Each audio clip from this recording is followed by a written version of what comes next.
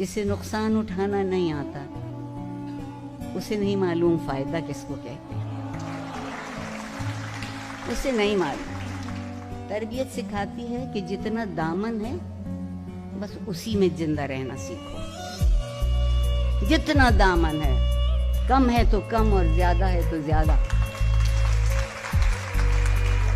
آسان ترین طریقہ ہے بزدل آدمی کا اپنے آپ کو بچا لینے کا کہ اپنی غلطیوں کو جمع کر کے دوسروں کے دامن میں ڈالا ہے۔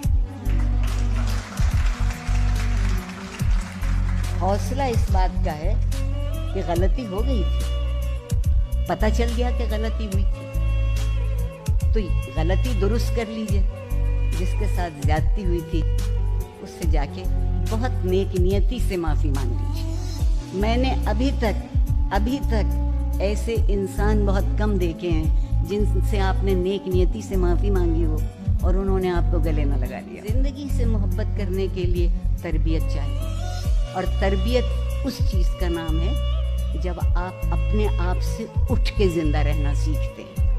اگر آپ شرکت کرنا جانتے ہیں اور شریک کرنا جانتے ہیں، ہم نے کیا کیا کہ اب میں اور آپ بیٹھے ہیں نا یہاں، میں آپ سے بہت پہلے سے بیٹھی ہوں اور بڑے بڑے فلسفے ہم نے آج جھاڑ دیے ہیں، کوئی بچا نہیں ہے بات، مگر اب ہم آپس میں بات نہیں کرتے، مکالمہ ختم ہو گیا ہمارے درمیان سے۔ کتنی باتیں تو مکالمے ہی میں طے ہو جاتی، کوئی خفا ہوتا تھا تو اس سے جا کے پوچھتے تھے کہ کیوں خفا ہو، وہ تھوڑی دیر تو نہیں بتاتے تھے اور ناراض ہوتے تھے، مگر آپ ان سے بہت رسان ٹھنڈے دل سے پوچھتے تھے کہ نہیں جی چاہتا ہے بتائیے ہم سے کیا غلطی ہوئی، آپ کیوں خفا ہیں؟ اور اگر آپ کو اپنی غلطی پتہ چل جاتی، درستی اسی دن شروع ہو جاتی ہے جس دن آپ اپنی غلطی کو تسلیم کر لیتے ہیں، ورنہ درستی نہیں ہوتی، درستی کا پروجیکٹ نہیں ہے۔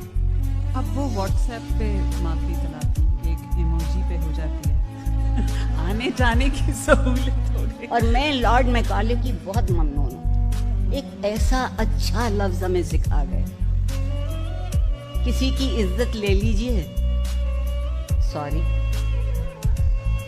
کسی کو بیجا بہتان لگا دیجئے سوری، جان لے لیجئے سوری۔ میں نے ایک صاحب سے کہا تھا کہ کچھ نہیں تو آدھی کہہ دیا کرے۔ جی آپ یہ کہیے کہ میں بہت صاف بات کرتا ہوں یا کرتی ہوں اور کسی کا دل دکھا دیجیے۔ بہت عمدہ ہے، جس شہر میں رہتی ہوں لاہور اس کا نام ہے، اور جب میں اس شہر میں پل بڑھ رہی تھی تو لوگوں کا ایک تصور تھا زندگی کے متعلق کہ ہمارے پڑوسی بہت اچھے لوگ ہیں، ان کے گھر میں کتابیں بہت ہیں۔ کہتے تھے یہ جو ہمارے برابر رہتے ہیں کمال کے لوگ ہیں، ان کے گھر سے بچہ بھی نکلتا ہے تو سلام کرتا ہے۔ پھر کہتے تھے کہ کیسے اچھے لوگ ہیں، کتنے شریف لوگ ہیں، ان کے گھر سے کبھی اونچی آواز سنائی نہیں دیتی۔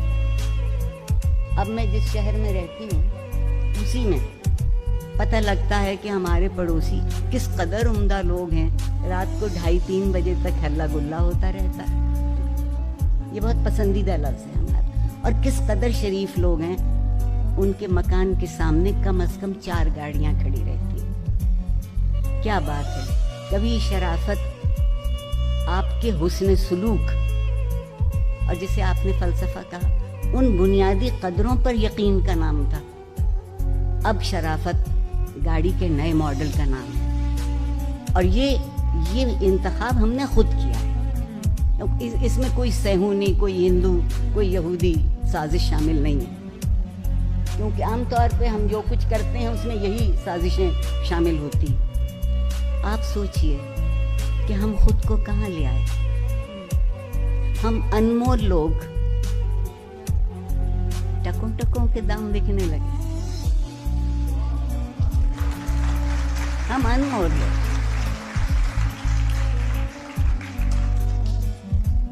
آپ سے جب میں نے یہ پہلے پوچھا کہ آپ کوئی خاص بات کرنا چاہیں گی جب ہم یہ گپ لگائیں گے آج کے سیشن میں، تو عارفہ آپا نے کہا کہ ہاں میں تعلیم و تربیت کے بارے میں بات کرنا چاہتی ہوں کہ میرے دل کے بہت قریب ہے۔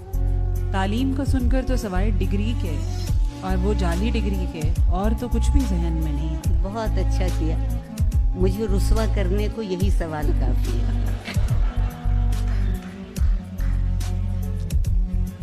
تعلیم، میں بہت سنجیدگی سے بات کہہ رہی ہوں جتنی میری سمجھ میں آ.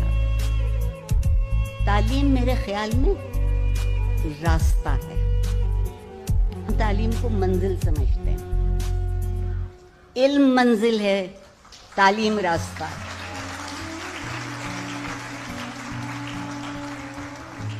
اور اس راستے کو جو چیز روشن کرتی ہے، آپ کو ٹھوکر لگنے سے بچا لیتی ہے، آپ کو بنے بنائے معیار سے ادھر ادھر ہونے سے محفوظ کر لیتی ہے، وہ چیز تربیت ہے.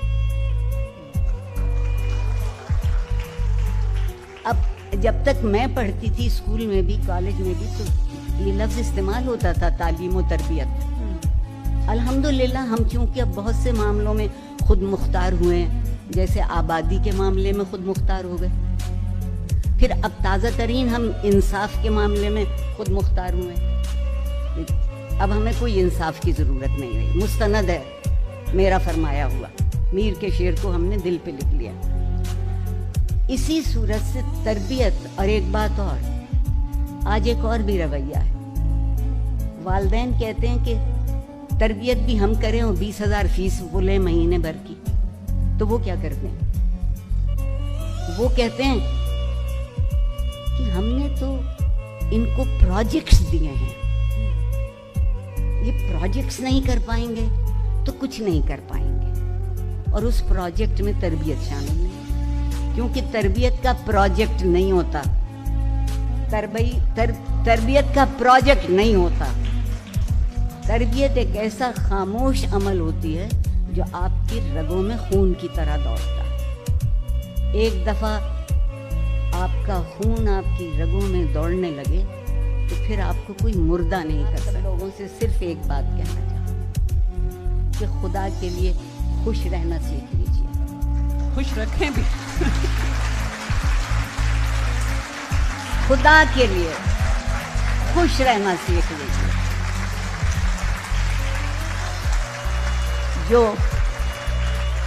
جو خوش ہوتا ہے وہ مطمئن ہوتا ہے. جو مطمئن ہوتا ہے وہ عمل کرتا ہے.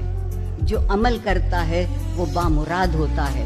اور جو بامراد ہوتا ہے وہ سرخرو ہوتا ہے. بہت شکریہ.